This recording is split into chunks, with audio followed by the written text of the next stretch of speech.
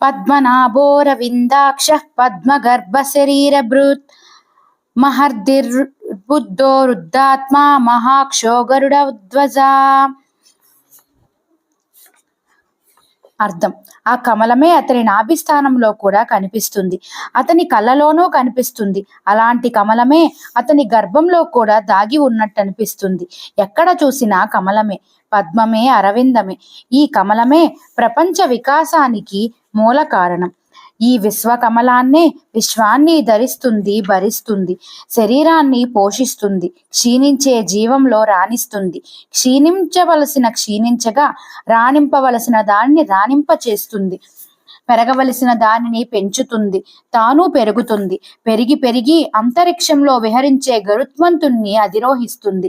ఇది పరమాత్ముని వృద్ధి విలాసం. భయంకరమైన కాల సర్పాలకు కాలరూపుడై అమృతం పంచిపెట్టే గరుత్మంతుడు పరమాత్ముని వాహనం, అతని కీర్తికి పతాక.